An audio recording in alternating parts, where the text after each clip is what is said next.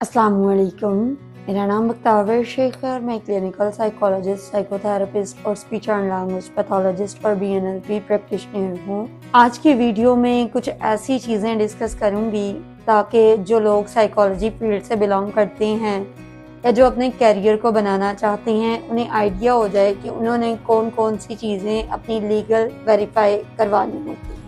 अगर तो आप किसी के साथ में अपना सेटअप को रन कर रहे हैं, यानी कि किसी हॉस्पिटल में एज अ क्लिनिकल साइकोलॉजिस्ट या as a psychotherapist and speech and language pathologist आप अपनी सर्विसेज दे रहे हैं, वहाँ पे आपको इस लीगल प्रोसेस को करवाने की कोई ज़रूरत नहीं होती है।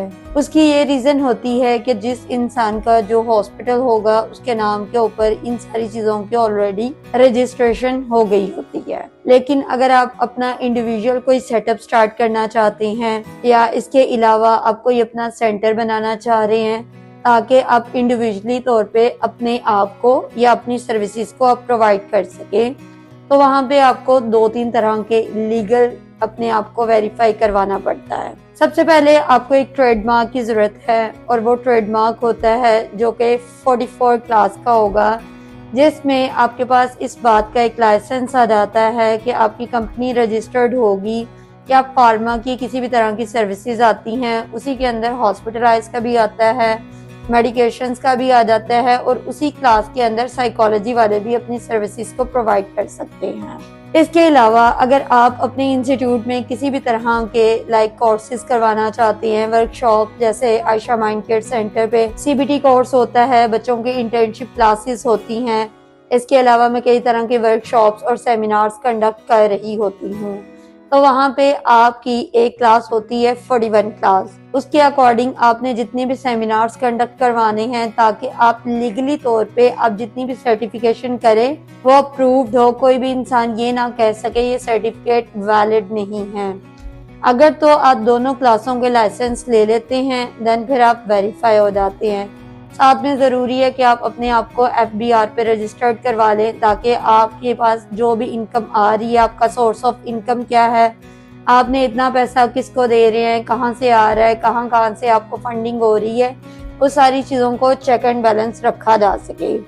आपका लीगल प्रोसेस हो गया, इसके बाद आपकी कुछ दिनों के बाद या कुछ मंथ के बाद आपकी कंपनी रजिस्टर्ड हो जाती है।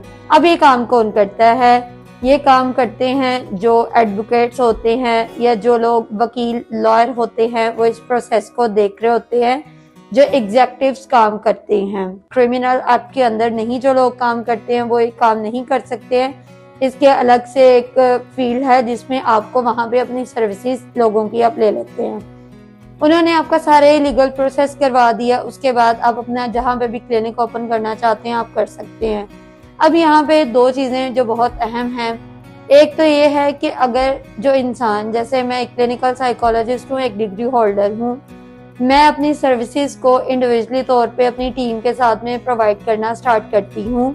अब यहाँ पे कोई भी चीज़ का नफ़ा नुकसान होगा उसकी जिम्मेदार मैं होंगी, लेकिन सम टाइम ऐसा होता है कि जैसे कोई इंसान है वो अपनी इन्वेस्टमेंट करता है, वो कहता है कि मैं कोई सेंटर बनाता हूँ लेकिन उसमें मैं प्रोफेशनल हायर कर लेता हूँ, तो वहाँ पे उस इंसान के नाम पे वो सेंटर ज़रूर रजिस्टर्ड हो जाएगा, लेकिन वो इंसान खुद से कोई भी सर्विसेज नहीं दे सकता है।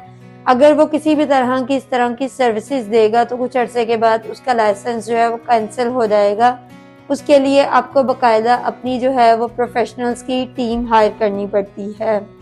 आपने जब इतना प्रोसेस कर लिया होता है तो पाकिस्तान में आप एज अ साइकोलॉजिस्ट काम कर सकते हैं। उसके लिए आपके पास या तो PMDCP होना चाहिए, यानी कि post magisterial diploma in clinical psychology, और साथ में MS इन क्लिनिकल साइकोलॉजी। दोनों में से आपके पास एक प्रोग्राम या एक डिग्री ज़रूर होनी चाहिए, तभी आप अपना अलग से सेटअप कर सकते हैं। सिर्फ BS लेवल के ऊपर या MSc के लेवल के ऊपर आप अपना सेटअप अकेले से रन नहीं कर सकते हैं। हाँ, आप किसी इदारे में जाके या किसी साइकेट्रिस्ट के साथ में एज अ टीम वर्क अपनी प्रैक्टिस ज़रूर स्टार्ट कर सकते हैं, लेकिन इंसान को चाहिए कि वो अपनी बाकायदा अपनी एजुकेशन को कंप्लीट करे जो कि एक स्पेशलाइजेशन के लिए ज़रूरी है, उस क्राइटेरिया को फुलफिल करे, फिर वो अपनी एक प्रोफेशनल फील्ड में है। इसके अलावा आप ये भी कर सकते हैं कि पाकिस्तान साइकोलॉजी एसोसिएशन एक इदारा है जहाँ पे जितने भी साइकोलॉजिस्ट होते हैं वो अपना लाइसेंस लेते हैं। एक सर्टिफिकेट उनको 1 साल के लिए अलॉट कर दिया जाता है और वो इस तरह से पाकिस्तान साइकोलॉजी एसोसिएशन का मेंबर भी बन जाते हैं। और अगर किसी इंसान का इस तरह से कोई इंस्टीट्यूट या कोई इदारा होता है वो भी उसी के साथ में रजिस्टर्ड हो जाता है। ये एक लीगल प्रोसेस है। अगर आप इस सोसाइटी में काम करना चाहते हैं तो आपको चाहिए कि आप इन सारे लीगल एक्ट्स को फॉलो करें अगर आपने इंडिविजुअल प्रैक्टिस करनी है, ताकि कोई भी इंसान आपके ऊपर किसी भी तरह की उंगली ना उठा सके। और इसके बाद जो बच्चे आपके पास इंटर्नशिप करने वाले आते हैं, डेफिनेटली वो हमें पे कर रहे होते हैं, तो उनके पास कल को एक वैलिड सर्टिफिकेट होना चाहिए। हमारा कुछ पैसा आने वाले बच्चों के लिए बहुत सारी चीज़ों में फैसिलिटेट उन्हें कर सकता है। तो वो किसी भी इदारे में जाएंगे तो आपके इदारे से जो कि रजिस्टर्ड होगा या वेरीफाई होगा, उन्हें किसी भी तरह की वेरिफिकेशन के लिए अलग से किसी मेहनत भी करने की ज़रूरत नहीं होगी।